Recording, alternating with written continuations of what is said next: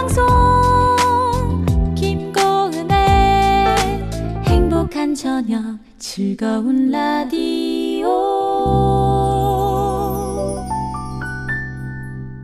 네, 오늘도 은평성결교회 유승대 목사님 나오셨습니다. 목사님 어서 오세요. 네, 안녕하세요. 반갑습니다. 네. 로마서 3장으로 다시 돌아가 볼게요. 네. 3장에서도 9절을 좀 읽으면 좋겠다고 목사님께서 그러셨어요. 로마서 3장 9절입니다. 그러면 어떠하냐? 우리는 나으냐? 결코 아니라. 유대인이나 헬라인이나 다 죄 아래에 있다고 우리가 이미 선언하였느니라. 아멘. 네. 유대인이나 헬라인이나 다 제 아래에 있다. 그 당시는 어떤 의미로 유대인 아니면 나머지 모든 사람들을 다 헬라인이라고 이렇게 말했잖아요. 네. 그래서 유대인이나 헬라인이나 다 제 아래에 있다. 이렇게 이제 선언하고, 이건 마치 로마서 3장 23절에 모든 사람이 죄를 범하였음에 하나님의 영광에 이르지 못한다는, 모든 사람하고 유대인이나 헬라인이 다 죄 아래에 있다는 말하고 같은 의미가 되겠죠. 근데 여기에 유대인이나 헬라인이나 다 죄 아래에 있다라는 말은, 이 죄 아래에 있다는 말은 죄의 권능 아래에 있다는 말인데, 그럼 죄의 권능 아래에 있다는 말은 뭐냐면, 우리는 지난날 일본의 36년 강점기 때 일본의 권능 아래에 있는 삶이 뭔지를 우리 윗대에는 경험했잖아요. 그러니까 농사를 지어도 정말 다 공출로 해서 다 가져가 버리고, 네. 또 청일전쟁, 대동아전쟁 때문에 집에 있는 녹그릇이나 노숟가락 비롯해서 전부 다 가져가 버리고, 이게 일본의 치하 아래에 있다는 것은 굉장히 힘들고 어려운 삶이죠. 그리고 또 우리는 그 뒤에 해방하고 난 뒤에 또 이 공산치하가 6.25가 터짐으로 이 또 공산치하 아래에 있다는 것이 얼마나 또 두렵고 힘든 것인가도 또 우리 지난 윗대에 우리의 선조들이 다 경험한 바 아닙니까? 네.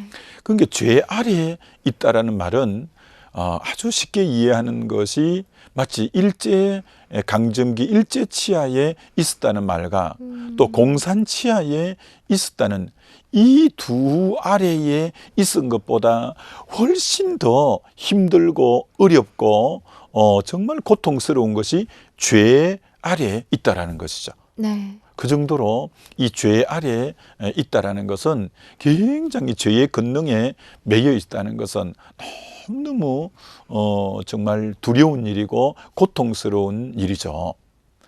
근데 오늘 많은 분들이 사실 죄 아래에 있다, 이걸 그렇게 심각하게 잘 모르는 분들도 참 많은데, 제가 지금 그 얘기를 하려고 했어요. 네. 우리는 다 누구나 유대인이나 헬라인이나 죄 아래에 있다라고 얘기를 했는데, 중요한 건 내가 죄 아래에 있는지조차 모르고 사는 사람들이 많다는 거잖아요. 그렇죠. 요한복음 8장 34절에 보면 죄를 범하는 자마다 죄의 종이다, 이렇게 말했거든요. 네. 죄 아래에 있는 걸 꼭 이제 한번 우리가 예를 들어보면, 집에 가정주부가 한편으로 한 아내의 남편의 아내고 또 자녀들의 어머니고 얼마나 자유로워요. 더더구나 우리 대한민국 같이 자유로운 나라에서. 근데 그분이 그렇게 자유롭다가 정말 이분이 동네에 같이 이제 마을의 아주머니들하고 어디 저 카바레에 좋다는데 가가지고요, 너무 핸섬하고 키도 헌출하고 매너가 그렇게 좋은 남자일 수 없는데 그분하고 이렇게 춤을 추기 위해서 이렇게, 그래서 막 부산 찍고 대전 찍고 막 이래갖고 춤을 너무 그렇게 매너 있는 남자를 세상에 처음 본 거예요. 그래서 2차도 가고 3차도 가고 막 갈 때까지 다 갔어요. 근데 이 부인은 너무 고마운 거예요. 왜? 야, 이런 남자를 내가 만나다니 행운이라 생각했어요. 그런데 다음 날이 탁 되었는데 전화가 한 통이 뜨르르 오는 거예요. 그러더니 어제 그 남자인데 목소리 톤도 다르고 너무너무 거친 음성으로 돈을 요구하고 그렇지 않으면 아주 뭐 좋지 않는 사진을 유포하겠다고 하고, 그럼 이분이 어제까지만 해도 너무너무 자유로운 분이었는데 그 죄의 죄를 짓는 자마다 죄의 종이라, 죄의 종이 딱 되면서부터 완전히 그 죄의 굴림 아래, 죄의 통치 아래 딱 이제 지배받아서 네. 코가 끼어서 자유라고는 하나도 없고, 어떤 의미로 하자는 대로 이렇게 간혹 그런 것을 우리가 매스컴이나 뭐 신문지상을 통해서 간간히 들을 때가 있잖아요. 이제 예를 하나 든 것처럼 네. 이처럼 죄 아래 있다는 것은 그때부터 완전히 죄의 근세에 사로잡혀서 죄가 끄는 대로 끌려가는, 이게 죄 아래 있다는 것인데 이게 너무 두려운 거죠. 또 실제로 지난 제법 몇 년 됐죠. 어떤 신문 기사가 났냐면요, 일간 뭐 유명 일간지에 어떤 정말 회사를 충실하게 다니는 회사원이에요. 근데 그분이 혼전에, 결혼 전에 어떤 뭐 여자친구하고 그런 좋지 않는 그 모습이 영상으로 담아놓은 것이 어떻게 유출이 되어서 이게 떠돌고 있다는 얘기를 듣게 된 거예요. 네. 그리고 그때부터 자기도 들어가 보니까 확인이 된 거예요. 그러면서부터 그걸 지우려고 온 관계되는데 다 연락해서, 그러니까 막 정말 피가 마르듯이 해서 또 이제 지우고 했는데 이미 그걸 다운로드 받아가지고 개인이 소장하고 있는 분들이 많아가지고 또 그분들이 때 되면 또 한 번씩 이렇게 올리는 거예요.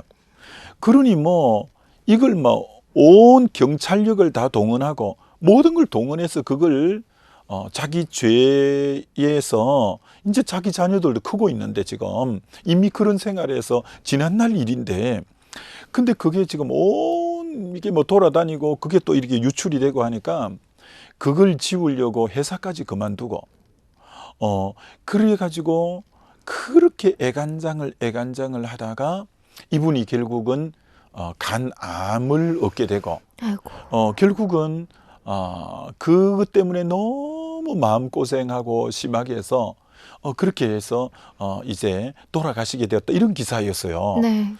참 그 기사를 보면서도 정말 느낀 게, 야, 죄의 근세 아래, 죄 아래에 있다라는 말이 얼마나 두려운 말인가라는 것을 사실 생각하게 되는데, 우리는 너무 관념적으로 생각하는데 죄의 싹시, 방금 그런 것보다 더 사실 두려운 게 죄의 싹시 사망이고, 어떤 의미로 결국은 그 사망이 그러면 끝나는 게 아니라 사람이 한 번 죽는 건 정한 사실이고 그 뒤에 심판이 있는 거고, 결국은 그 심판이 영원한 불못까지 들어가는 것이라 할 때, 헬라인이나 유대인이나 다 죄 아래 있다, 모든 사람이 죄를 범했다는 이 죄 아래, 죄의 근세 아래 있다는 것은 너무너무 두려운 말이라는 거죠. 근데 이제 예수님이 오셨다는 거예요. 예수님이 오셨는데, 예수님은 이름 자체가 그분이 오신 사명을 담고 있는 것이 예수 이름의 뜻인데, 보라, 처녀가 아들을 낳을 것인데 그 이름을 예수라 하라. 이는 그가 자기 백성을 저희 죄에서 구원할 자이십니다.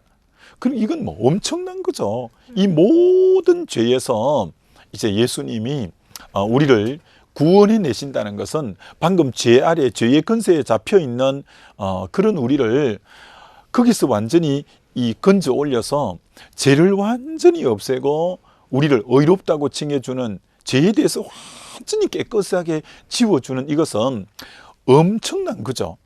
예수님이 이제 오셔서 그럼 이걸 어떻게 해서 청산해 주셨냐면, 우리가 알다시피 히브리서 4장에 예수님은 우리와 한결같이 시험은 받은 자로 돼 죄는 없으시느니라. 죄 없는 예수님이 우리 인류의 죄를 다 대속하시고 십자가의 죄를 전부 가져가시고, 그리고 드디어 부활하심으로 말미암아 우리 죄가 청산되었음에 대한 확정의 표시를 해줬는데, 로마서 4장 25절은 이런 구절입니다. 예수는 우리가 범죄한 것 때문에 십자가에 내어줌이 되고 또한 우리를 의롭다 하시기 위하여 살아나셨느니라. 예수님이 부활하고 안 하고의 차이가 엄청 큰 것은 십자가는 죄를 가지고 간 것, 부활은 너 죄가 이제 깨끗이 청산됐다는 확정의 영수증과 같은 표시이죠. 네. 근데 만약에 십자가만 있으면 죄를 가지고 간 건 알겠는데 그게 청산된 보증 수표가 없는 거죠. 근데 부활은 죄가 다 청산되어서라는 것을 확정해 주는 영수증 같은 역할이 부활이죠. 네.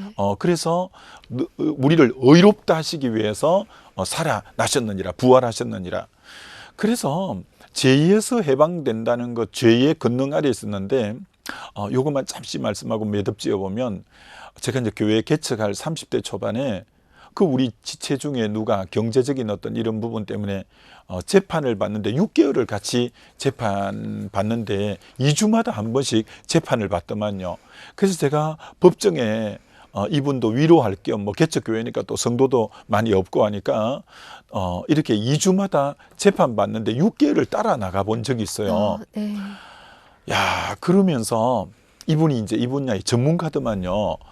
그래서 어떻게 하면 무죄를 받아내는지, 집행유예를 받아내는지, 그때 이 법의 세계가 어떤지 6개월을 따라다니면서 그 부분에 그래서 이제 변호사를 누구를 선임하냐, 지금 이 재판건을 맡은 판사와 같은 사법 이제 동기를 찾고요. 또 정관 예우가 있으니까 금방 이제 퇴직한 이제 그런 분을 찾고, 그래 결국은 재판하는 날 이분이 이제 집행유예를 받는 걸 보았는데 그 재판하는 것을 제가 많이 보면서 느낀 게요. 그 만약에 집행유예를 받았다, 그리고 만약에 벌금형만 받았다, 아니면 그리고 무죄가 되었다 하면 막 이 법정이 떠나갈 듯이 너무 기뻐하는 거예요. 네. 집행유예만 받아도, 이게 구속만 안 돼도, 벌금만 받아도 그렇게 기뻐하는 거예요. 네. 근데 우리는 전부 사형 선고를 받아 놓았는데 예수로 인해서 무죄를 받았다는 것은 이 자유함은요 너무 큰 거죠. 너무 커서 이거는 네. 여기서 막 환호를 질러도 모자랄 것이 죄의 자유함을 얻었다는 것은 죄 아래, 죄의 권세 아래, 일제보다도 공산치하보다도 더 무서운 죄의 권세에서 벗어났다는 것은 너무 엄청난 거죠. 그러면은 우리가 그 엄청난 자유를 환호를 지르기 위해서는 우리가 다 죄 아래에 있다는 걸 실감을 해야 되잖아요. 네, 다음번에 이어서 이 내용 조금 그러겠습니다. 더 얘기해 보도록 하겠습니다. 네. 오늘 여기서 마무리하겠습니다. 네. 은평선교교회 유승대 목사님이셨고요. 영상의 이육주 실장님이었습니다. 고맙습니다. 감사합니다.